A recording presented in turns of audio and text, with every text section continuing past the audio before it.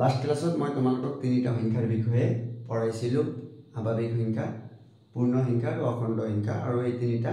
মোটামুটিভাৱে সহজ কিন্তু পৰিমেয় আৰু অপৰিমেয় সংখ্যা এই দুটা বাকি আছিলে এই দুটা বহুতৰে কি জানে যদিও কনসেপ্টটো একেবাৰে ক্লিয়াৰ নাথাকে তো গতিকে মই ইয়াত তোমালোকক ধুনীয়াকৈ বুজাই দি আছো ইয়াতে টেকনিক আছে এটা এইটো জানিলে কেতিয়াও তোমালোকৰ ভুল নহয় মানে চিনাকি কৰোতে ওকে সোৱা আমাৰ কোৱা হয় যে যিবিলাক সংখ্যাক আমি p/q আকাৰত প্ৰকাশ কৰিব পাৰো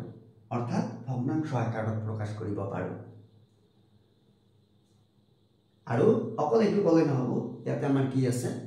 কন্ডিশন আছে এই কন্ডিশন বিলাক জানিব লাগিব কি যত আমাৰ এই p আৰু q কি হ'ব লাগিব অখণ্ড সংখ্যা হ'ব লাগিব p আৰু q অখণ্ড সংখ্যা হ'ব লাগিবই আৰু এটা কন্ডিশন আছে যে q not equal to 0 মানে তলত q মানে তলত এটো হল লব এটো হৰ কেতিয়াও শূন্য হ'ব নোৱাৰে ঠিক আছে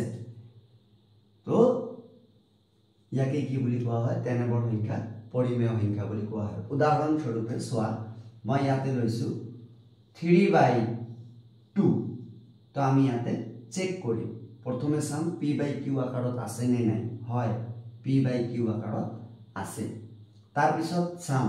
যে p আৰু q p 3 হয় অখণ্ড সংখ্যা 2 q অৰ্থাৎ ইয়াতে কিমান আছে 2 এইটো কি হয় আমাৰ অখণ্ড সংখ্যা হয় আৰু সোৱা ইয়াতে q মানে 2 টো আমাৰ কি নহয় শূন্য নহয় not equal to 0 অৰ্থাৎ 3/2 হল এটা পৰিমেয় সংখ্যা আৰু এটা উদাহৰণ লৈছো কি যে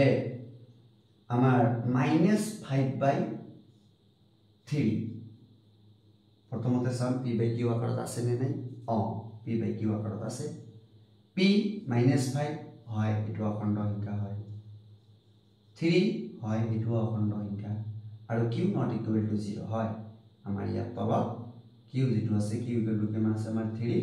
আৰু যেটো শূন্য নহয় অৰ্থাৎ এটো আমাৰ এটা কি সংখ্যা -5/3 এটা পৰিমেয় সংখ্যা হয় তো এই হল আমাৰ পৰিমেয় সংখ্যা আৰু অপৰিমেয় সংখ্যা কোনবিলাক আমাৰ যদি মই কোনোবা ছাত্ৰক সুধো ডাইৰেক্ট কৈ দিয়ে যিবিলাক সংখ্যা p/q আকাৰত প্ৰকাশ কৰিব নোৱাৰি তেনেবৰ সংখ্যা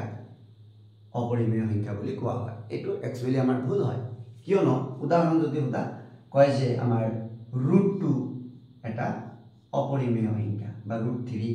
যিবিলাক তাৰ মানে সংখ্যাৰ বৰ্গমূল নাই আসলতে সেই সংখ্যাবোৰে হল আমাৰ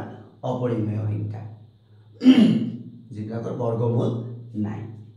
আমাৰ √4 কিন্তু অপৰিমেয় নহয় এটো পৰিমেয় সংখ্যা তো ইয়াতে সোৱা আমাৰ ইয়াতে √2 অপৰিমেয় কিন্তু আমি যদি ভালকৈ চাম ইয়াৰ তলত আমাৰ 1 আছে অৰ্থাৎ আমাৰ এটো p/q আকাৰত প্ৰকাশ কৰিব পাৰো আমি কি কৰি আছো এবাৰ অপৰিমেয় সংখ্যা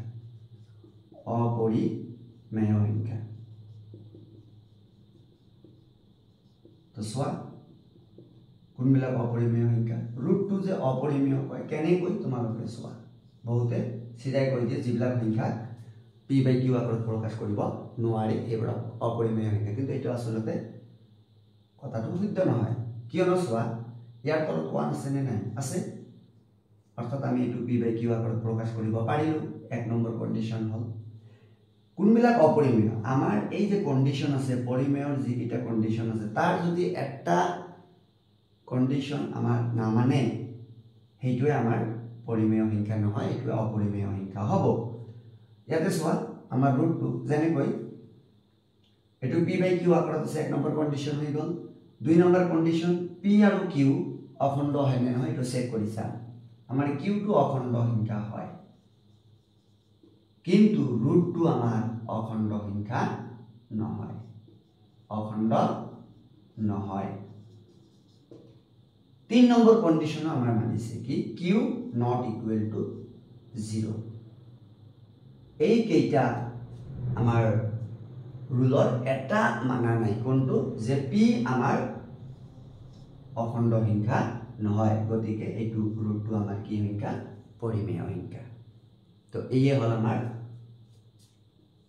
পৰিমেয় আৰু অপৰিমেয় সংখ্যাৰ তো যদি তোমালোকে এই ট্ৰিকটো মনত ৰাখা কেতিয়াও তোমালোকৰ ভুল নহয় এটা লাষ্ট উদাহৰণ দিছো কেনেকৈ সাপোজ তোমাক দিছে যে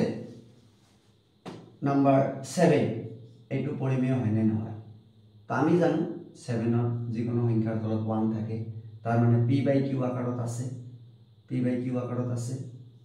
আমাৰ p কিমান 7 এইটো অখণ্ড হয়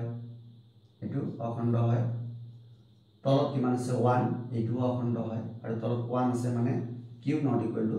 0 q কিমান 1 আৰু যেটো শূন্য সমান নহয় অৰ্থাৎ আমাৰ 7 ও কি হয়